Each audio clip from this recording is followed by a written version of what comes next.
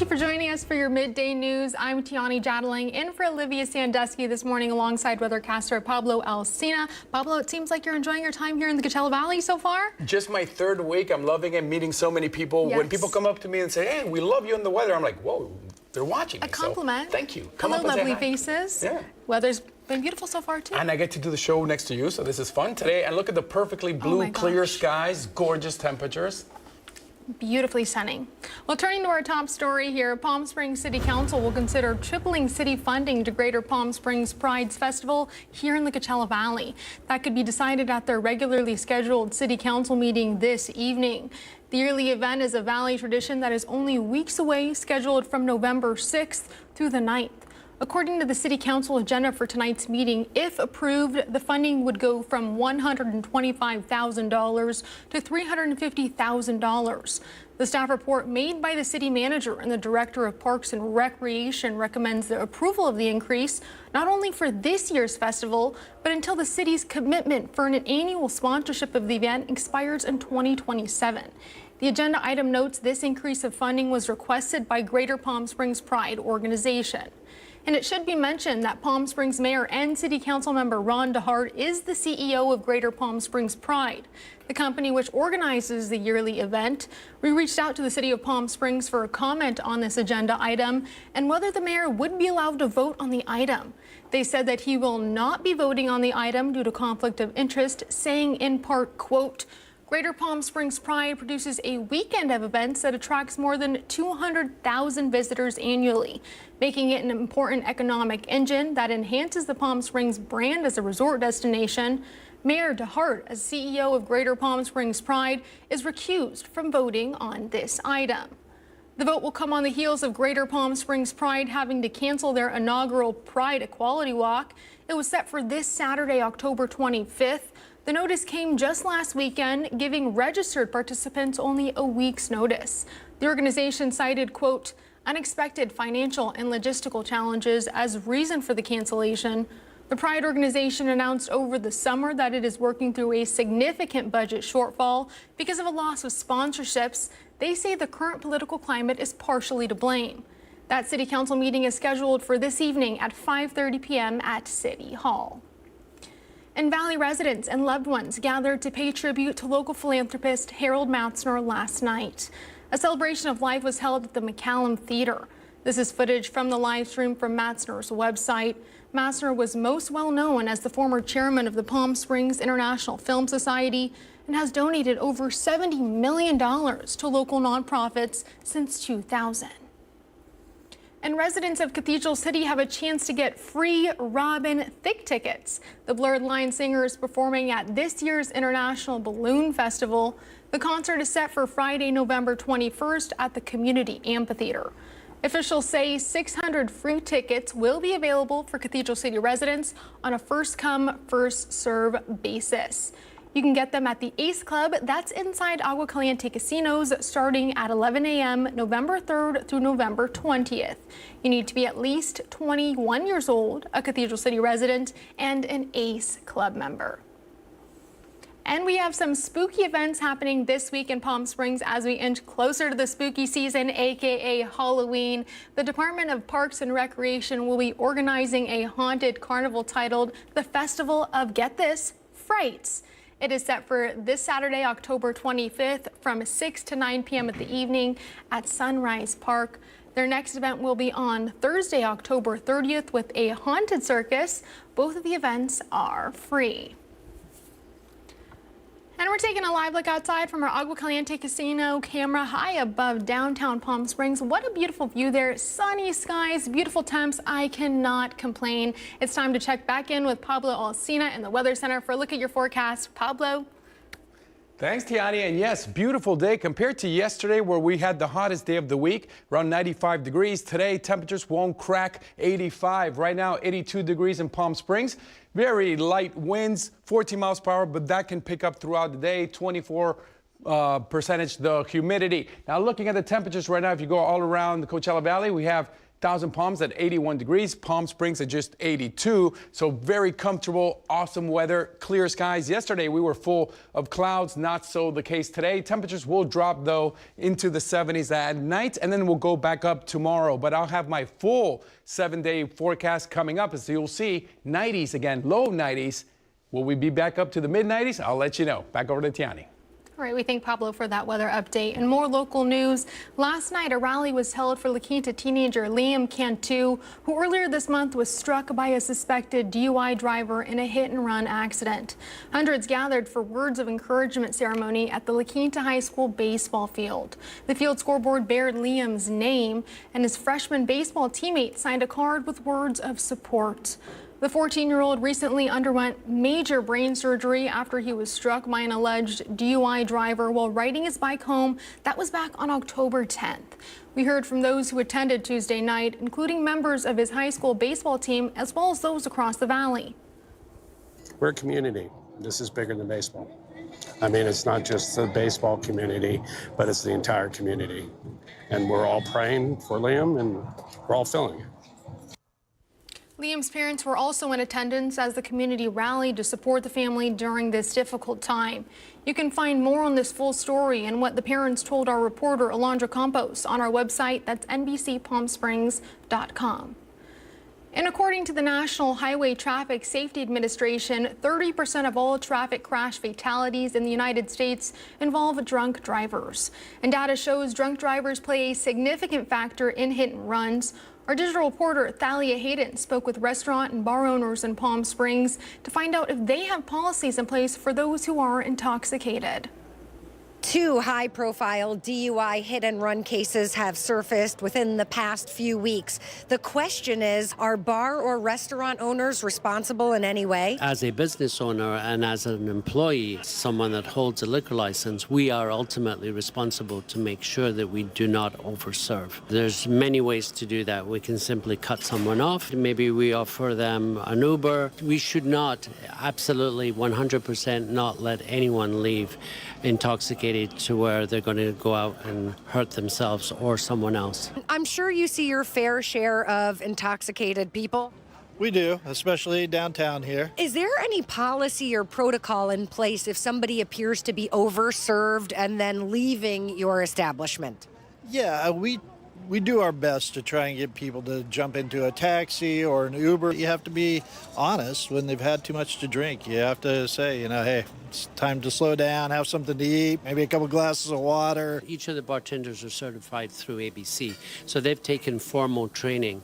They are also liable if they overserve someone, so no one in the establishment wants to take that risk. Civilly, yes, there's liability that would attach in circumstances, but criminally, through the district attorney's office, it's very rare that there would be a way that a bar is going to end up with criminal liability in that instance. I would almost say never, but you never want to say that because there's always a case where it could be. And so I've always kind of carried that with me, and I always kind of try to get my employees to understand that, somebody goes out and does something like that, it's going to be on your conscience forever. I'm your digital reporter, Thalia Hayden, with NBC Palm Springs. All right, we thank Thalia for that report. Coming up next on your midday news, a controversial development project in the eastern Coachella Valley is facing strong opposition. Residents in Thermal and Oasis are now taking their concerns to county leaders. We have a full report ahead. And we're taking a live look outside at our Indian Wells Golf Resort camera. Some stunning views from the west to the east end of the valleys. Cannot complain. Beautiful views out there. Pablo Alcina will break down your full 7-day forecast straight ahead. You're watching NBC Palm Springs Midday. Stay with us.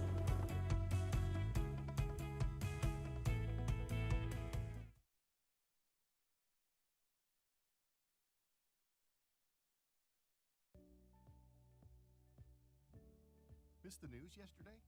Well, don't worry. You can watch the latest stories and even original news programming over on our website, NBCPalmSprings.com.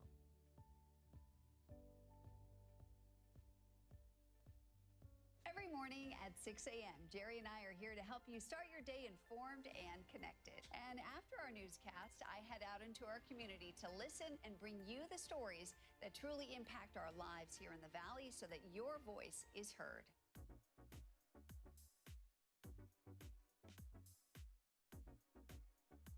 You're watching our digital live stream. For the latest news and updates on developing stories, head over to our website, NBCPalmSprings.com.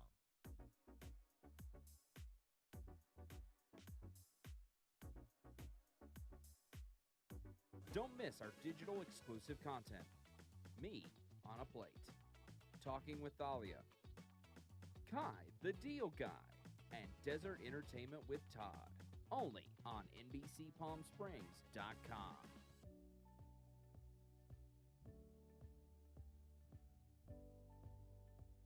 News isn't all we do.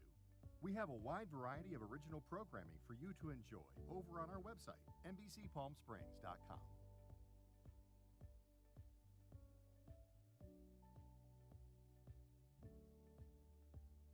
Successful wildlife projects are happening all across the Salton Sea. And in the middle of these restoration efforts, lithium enters the equation. Dive into the delicate balance of nature and the emerging lithium valley.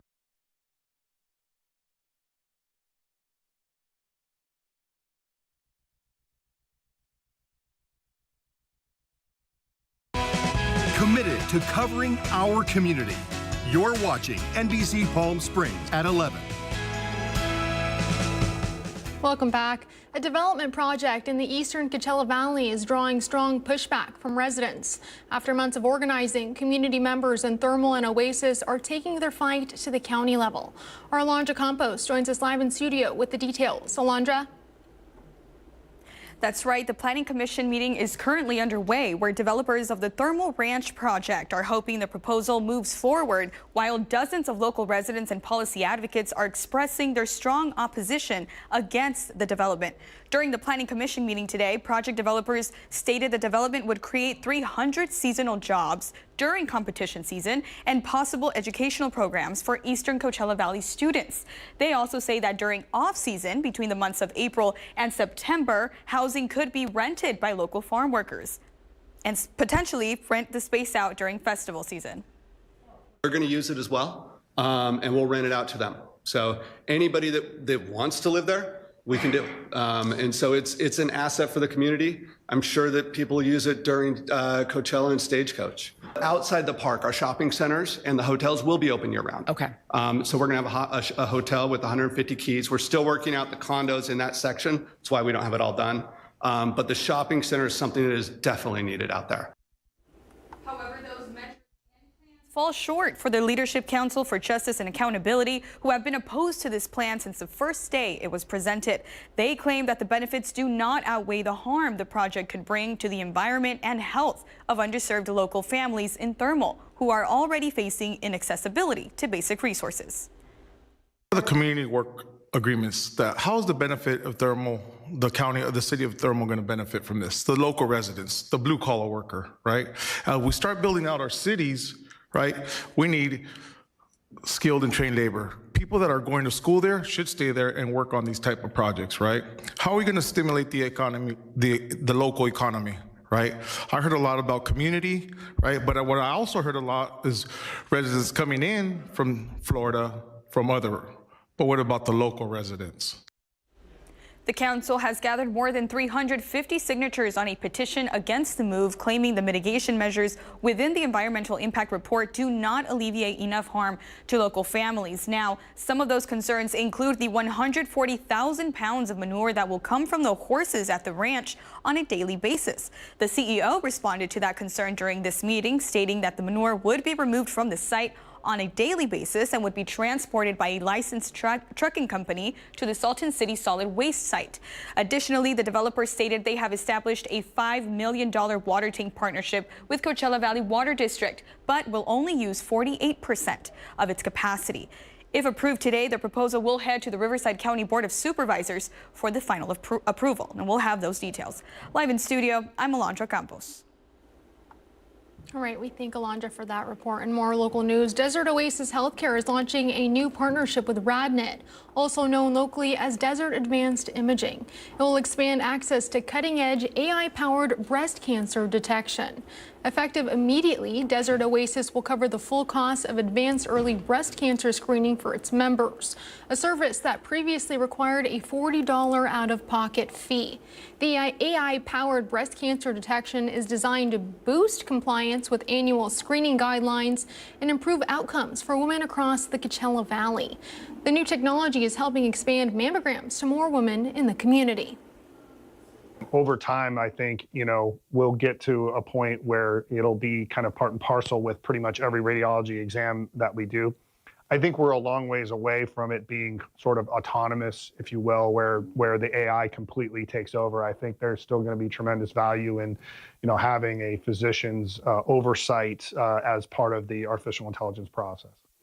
RadNet CEO Dr. Howard Berger adds that AI-based technology can spot cancer that might otherwise go undetected, improving survival rates and reducing the need for more aggressive treatments.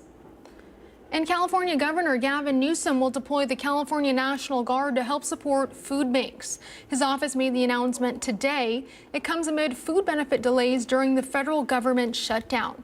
The governor's office made it clear that the National Guard will not be acting as law enforcement.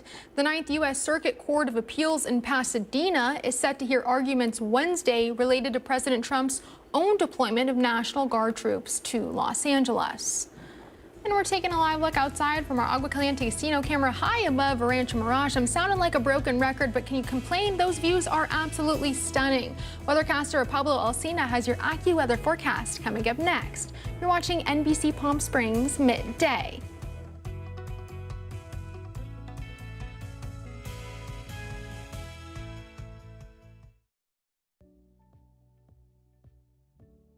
Missed the news yesterday?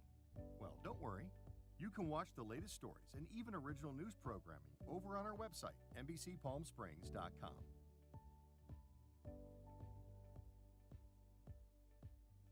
Every morning at 6 a.m., Jerry and I are here to help you start your day informed and connected. And after our newscast, I head out into our community to listen and bring you the stories that truly impact our lives here in the Valley so that your voice is heard.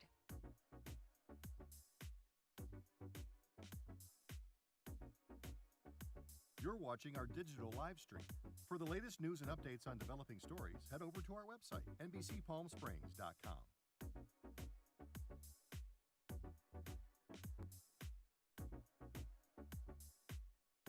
Don't miss our digital exclusive content. Me on a Plate, Talking with Thalia, Kai the Deal Guy, and Desert Entertainment with Todd. Only on NBCPalmSprings.com.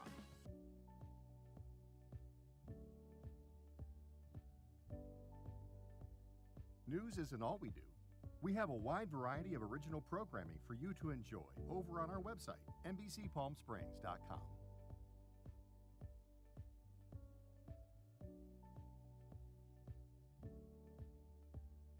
Successful wildlife projects are happening all across the Salton Sea. And in the middle of these restoration efforts, lithium enters the equation. Dive into the delicate balance of nature and the emerging Lithium Valley, streaming on NBCPalmSprings.com. Worried about missing a broadcast? Don't worry. We stream just about everywhere from Instagram to YouTube, Twitter, Facebook, and of course our website, NBCPalmSprings.com. Be sure not to miss anything.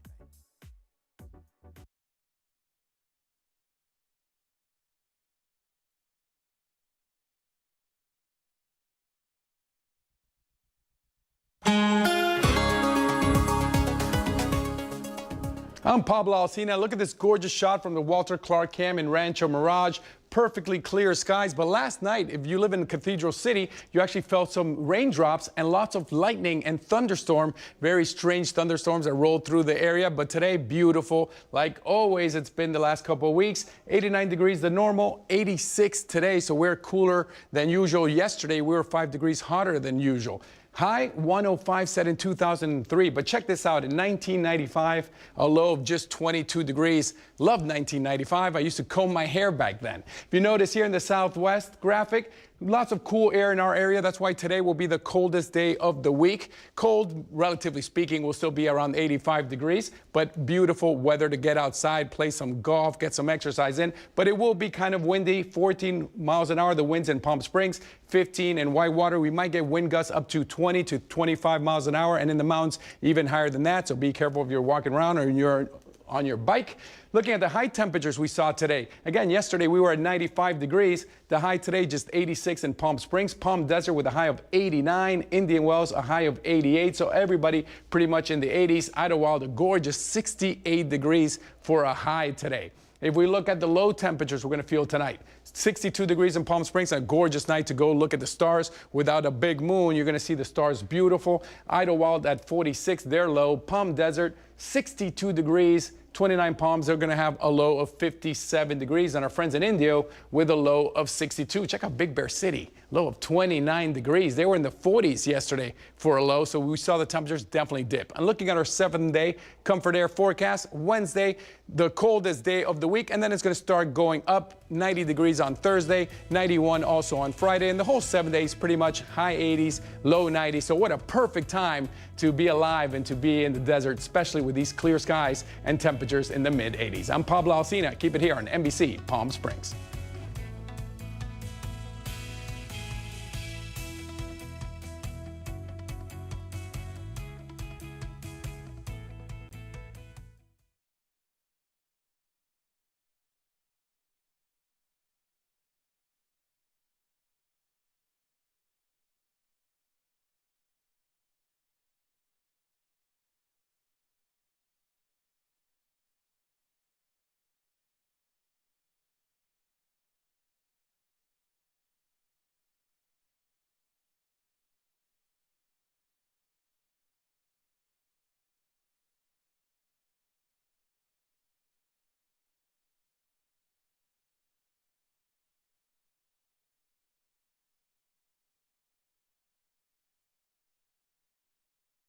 Developing stories, head over to our website, NBCPalmSprings.com.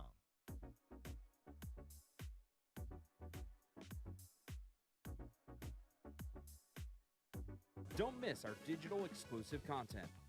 Me on a Plate, Talking with Thalia, Kai the Deal Guy, and Desert Entertainment with Todd. Only on NBCPalmSprings.com.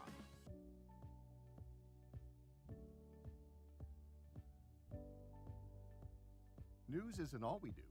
We have a wide variety of original programming for you to enjoy over on our website, NBCPalmSprings.com.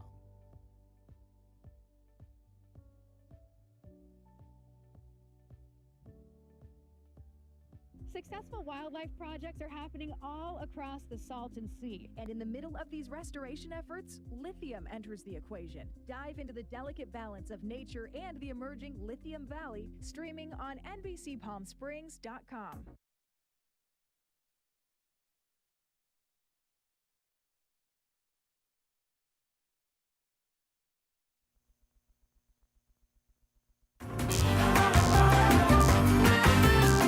Today we'll be talking about water safety. Water is life, but is it safe? A new national survey by Kimara Water Index reveals how Americans feel about their tap water, the true cost of keeping it clean, and just how prepared we are for water-related disasters. Here to talk to us is the EVP of Water Solutions at Kimara. Thank you for joining us, Tuya. Thank you. So what does this study reveal about the safety of our tap water? Most Americans do receive very safe tap water. It meets the standards, but the quality can vary region by region and state by state. World Health Organization also confirms that our present treatment systems are very efficient, removing germs and bacteria, but there is a place for improvement for other contaminants like forever chemicals, PFAS being a good example. We interviewed about 4,000 people here in US, and 80% of them are saying that they are concerned about their drinking water quality. Maybe that's the reason why only 26% in US are using tap water as their drinking water source, when the same figure in Europe is 70%. How does water quality vary state to state? In our survey, we ranked 10 states, and you in California, you are leading our survey. It's very much thanks to your financial and technical investments into water, particularly in water reuse. Also, you are executing regulatory requirements diligently. Those other states who followed you often had a strong infrastructure, also investments there, and the governance was in good control. Again, those in lower in our survey were often struggling with aging infrastructure and the distribution systems. What risks should we be most aware of for our water supply? Well, we people very often think that water is free and endless resource, but it will not remain safe if we don't ensure sufficient technical and financial resources for it. It's unfortunate, but it's a fact that over 45% of nations' water resources are having PFAS in them. And our survey showed that about 50% of people are not trusting that their region is doing enough to secure safe water. What are some of the practical steps that some people can take to ensure their water is safe? No, my first recommendation is always that be informed. You can go to web pages of your local authorities and EPA, and then we can all be water smart. Our survey revealed that 35% of water consumed is going to lawn watering, which is a big amount of water, and we can all be smarter how we use it. And we can all vote, advocate, and support those decision makers who ensure that the water infrastructure gets the sufficient resources it needs. And where can we go for more information?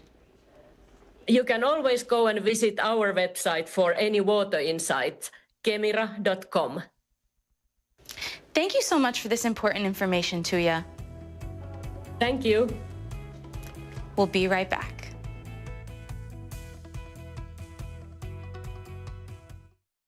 You can go to NBC Palm Springs and check out our top stories on our homepage. We've got a breaking news banner, and on our newsroom tab, you'll find all of our stories and community events organized by date. We'll be right back.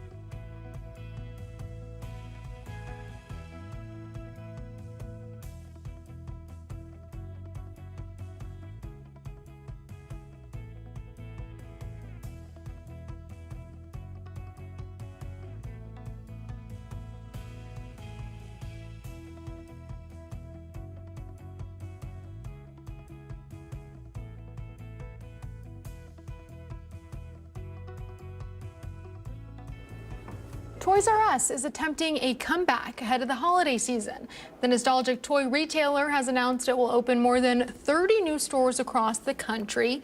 8 of those will be permanent flagship stores, and more than 20 will be temporary seasonal shops.